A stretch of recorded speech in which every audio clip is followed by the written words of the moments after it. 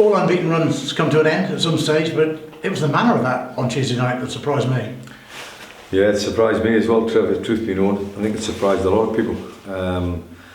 And I hold my hands up, you know. I don't think it was a case of, I'm not blaming the players, I'm blaming myself for maybe underestimating the opposition. I don't normally do that, and I'm not here to say that I did underestimate the opposition. I prepared our players for a game of football that I thought was going to follow on, but the opposition did something a lot better than what I thought they were going to do, which was start the game well, on the front foot. They've only won one game in 5, so they're not in a rich game of vein of form. They used the home advantage to be one of their strengths, and we didn't step up to the plate. Consequently, we've had a few heart-to-hearts so far since I've been here, but I think that is the key to success, when you actually nail people, you know, when you get deep down inside what motivates an individual, what motivates a group of players. And I think I'm getting to know them quite well, don't get me wrong. Been here, it's nearly a year now when you think about it.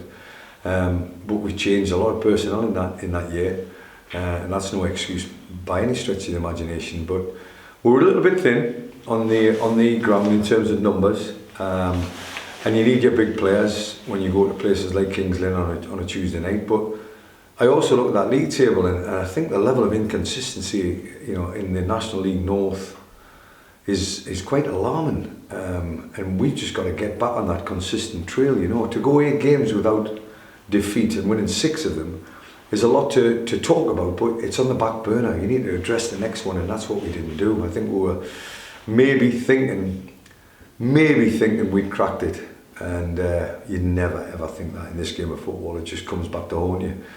And on Tuesday night, I think it did. I think it came back to bite me. You were lacking some senior players, but isn't the case then you need others to step up? And clearly, by the overall performance, they didn't really. No, we all hold our hands up to. We've had a few heart-to-hearts, as I say, and I've had another one today.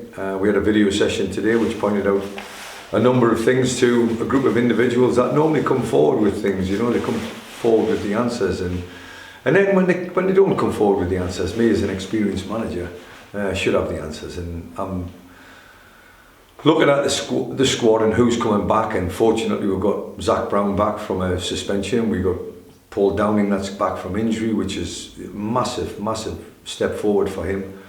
And Maz Kuya is making signs that there's a possibility he might be able to play on Saturday. So there's 3 players that you'd probably say would be ever present in a team if they were fully fit. And we've had some rich vein of form with them players in the team. So with players coming back to, no, I'm not saying full strength by any stretch of the imagination, you know, but with players coming back out the treatment room and players coming back from suspension, maybe we can draw a line under Tuesday night's performance by turning up in front of the Agba fans, in front of the home fans, and giving them something to shout about. Maz Kuya was away on international duty. Did he pick up a knock there? What was the story with him? He actually went away with a knock. We were trying to work it out which game it was, where I think it was the Farsley Celtic game where he played and probably shouldn't have played, but he's a brave lad, he's a hardy lad, and I would never ever, because I'm trying to get that braveness, I'm trying to get that hardiness, I'm trying to get that strength of character, that resilience within the changing room with us being full time, you know. We try to gather that kind of feeling in pre-season, and I think we've not cracked it by any stretch of imagination, but we certainly nurtured it. We started it and we built it. And when players are now playing maybe with an injury, that's always the downside, but it's never a downside to me. That, you know, I probably played 700 games and I said probably injured for 500 of them, and just get through it. You know, that was the mentality of a group of players back in the day. But I know the game's moved on, and you know, the survival of the adaptable is the way forward as far as I'm concerned. That's probably the reason why I'm still in the game. But that resilience is a key factor in any kind of successful team that I've been involved with. To get that resilience in a group of players, it's going to have its highs and lows. It's going to have its moments where you have full strength and you're really struggling to pick the first team, but it's going to have its times where you've got big players out, and we've had big players out in the last 2 or 3 weeks, and we still won games of football. So, you know, the squad's it's going to get tested. There's no doubt about it, and hopefully we can still add 1 or 2 coming up to Christmas. You know, still add 1 or 2 presents up from the chairman.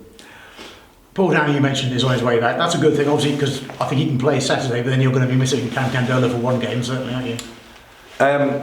It's a game of suspensions. I'm going to kick in. There's no doubt about it. We've got two players that are substituted on Tuesday night in Rhys McNally and David Davies, who have been flying a very, very thin flag or close flag to the wind, to tell you the truth. Been on 4 yellow cards for a number of games, but we had to get them out of that situation. When it went to 2, 3 and then 4, it was time to bring them off and protect them for the next couple of games. I think the turning point, if I'm not mistaken, is in December, so we're coming up to it when 5 yellow cards becomes 10 yellow cards, which again, I think there's a lot of teams be looking at that, you know.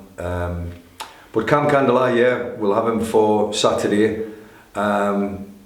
And again, you know, you look at Cam's career so far at Kidderminster Harriers, he was never ever been involved in a losing team, and all of a sudden we've sampled that on Tuesday night.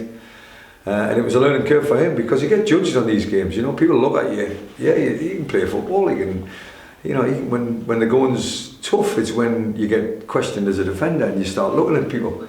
A Tuesday night at Kings Lynn, I will never forget this. You know, regardless of where I've been or who I've managed or whatever, I'm now at Kidderminster Harriers. I'll remember Kings Lynn on a Tuesday night, and hopefully I'll be talking about it in a positive way come the end of the season, because we've learned from it.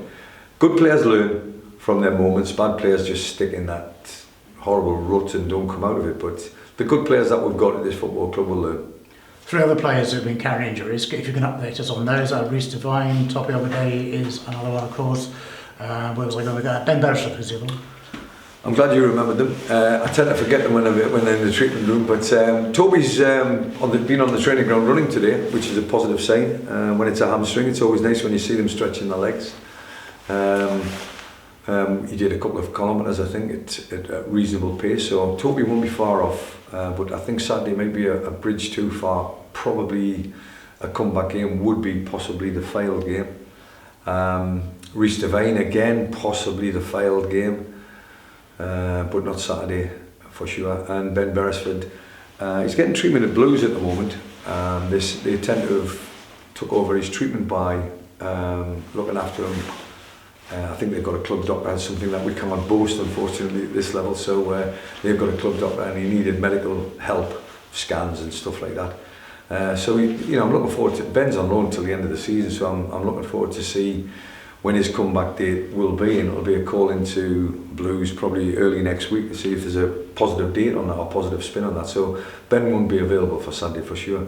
So there's still 2 or 3 longer term ones, but as I say, get that treatment room empty will give anybody a game in this level.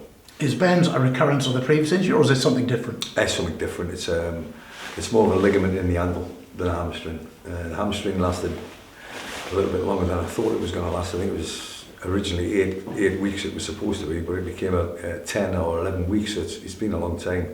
And then all of a sudden he's come back training session and he goes over and does some damage to his ankle, which is probably going to be another 6 weeks, you know. So it's not nice for Ben. It would be awful actually for a 19-year-old boy. He's got to keep himself right. He's got to keep his mental health in a good place, and every time he comes to here, we'll put a smile on his face. You were like the other night. By your own admission, you got players out injured and suspended. Jack Lambert didn't figure. Is he carrying a knock, or is he just not selected? He's not being selected, Jack. It's almost becoming a tale of Jack Lambert this season, and I don't want it to be, because there's a lot more positive things to talk about. I think the fact that we managed to get to second top just a week ago without Jack Lambert really in the side, it's been piecing together a jigsaw that he didn't have the greatest of off seasons, and then the pre-season he was playing catch up. We eventually caught up and got him in the team, and then that lasted probably 3 games, and then we were getting problems off the field of play. So it's an in-house thing that it will be dealt with, there's no doubt about it. But Jack's Jack. He's a good player, which I've shown by selecting him. I don't just give people their shirts because we think they're the best player. You give people their shirts because they've earned the right. And during the weeks, probably of late, Jack's not earned the right to be in the squad. So consequently, he's looking. He's probably looking elsewhere, Jack, because he can't get in the first team here. But I never shut the door. Until people leave this football club, I never shut the door. So there's always an opportunity as far as I'm concerned. So if he hits the right standards, he's got a future here. 100%. Something to like about what Jack brings to the party. He can open the door when things are tight. But we haven't actually seen that Jack Lambert this season so far.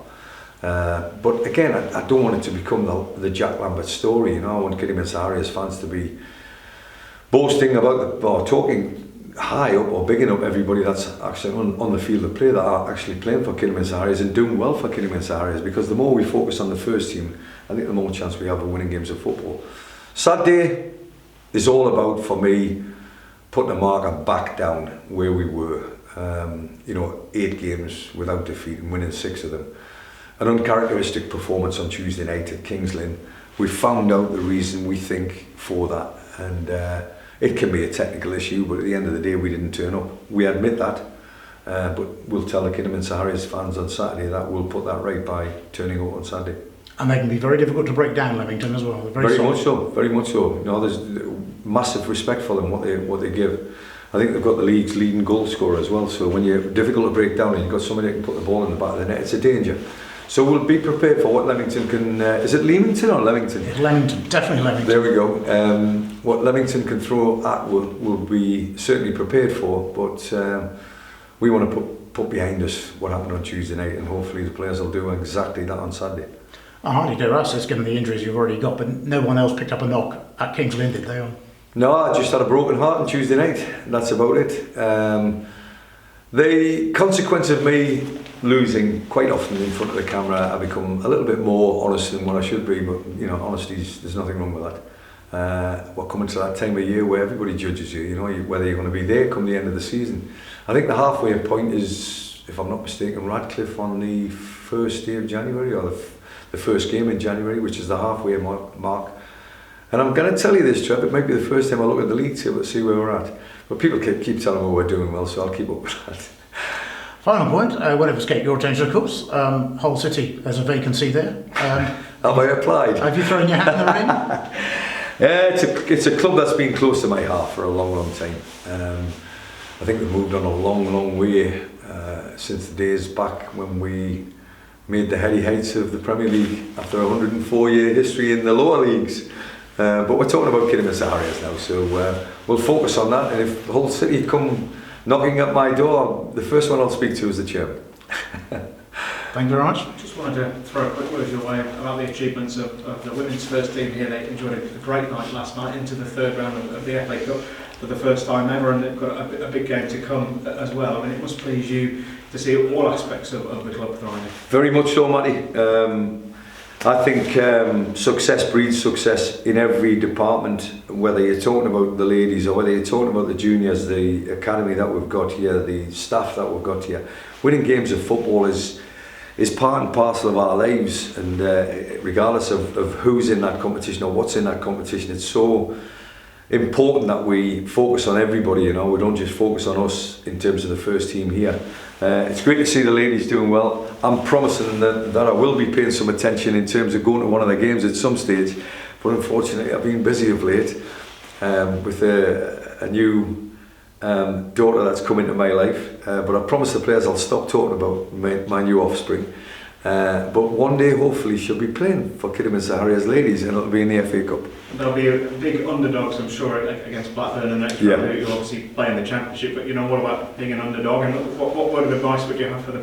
You don't have to give them advice. They're doing a great job at the moment, and tell you what, you just want them to bring the A game to the party, and what that A game looks like against the Blackburn Rovers team, I don't know whether it's capable enough of winning the game. You've just got to hopefully, whenever I see underdogs or teams that are in the lower divisions playing somebody in the higher divisions, it's always interesting, because you want the team in the higher division not to be at their full strength and not to be on the medal and bringing their A game, but yeah, you need to bring your A game if you're playing against anybody that's in a higher division. And I think the Kiddie ladies will certainly do that. I think they're wearing the shirt with pride. It's what I always demand of my players, and hopefully they'll turn up, and they might just catch Blackburn on an off day and get themselves through to the fourth round.